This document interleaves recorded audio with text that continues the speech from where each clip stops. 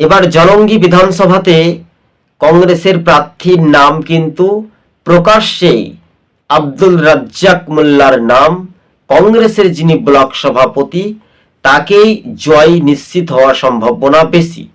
বাংলার মানুষ চাইছে, আর তৃণমূলের যিনি বিধায়ক রয়েছেন তিনি বলছেন আমি এনে দিয়েছি। অধীর চৌধুরীর তৎপরতায় পাঁচটি পরিবারের মুখ ফিরিয়ে পরিযায়ী শ্রমিকরা আজ তারা বাড়ি ফিরেছে। আব্দুল রাজ্জাক মোল্লা কংগ্রেসের যিনি ব্লক সভাপতি জলঙ্গি বিধানসভার, তাদেরকে ফুল দিয়ে সংবর্ধনা দেওয়া হয়েছে। তাই জলঙ্গি বিধানসভার আসন্ন নির্বাচনে বিধানসভায় 2026-এই কংগ্রেসের যিনি ব্লক সভাপতি তার নাম বেশ কয়েকদিন আগে, এক মাসও হাতে নাতে যায়নি, তার নাম ঘোষণা করেছেন প্রাক্তন সাংসদ অধীর চৌধুরী। তবে কংগ্রেসের এই দাপটে নেতাই নাম কিন্তু একটা বড় একটা ভূমিকা হিসেবে দেখা যেতে পারে।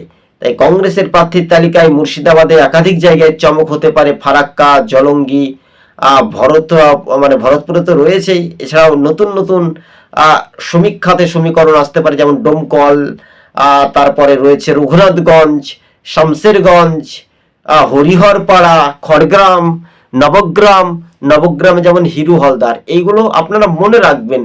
বাস্তবে 2026-এ তৃণমূলকে হারাতেই মানুষ কি চাইছে, বাংলার মানুষ কি পদক্ষেপ নিতে চাইছে, এটাই শুধু সময়ের অপেক্ষা। ধন্যবাদ দর্শক বন্ধুগণ।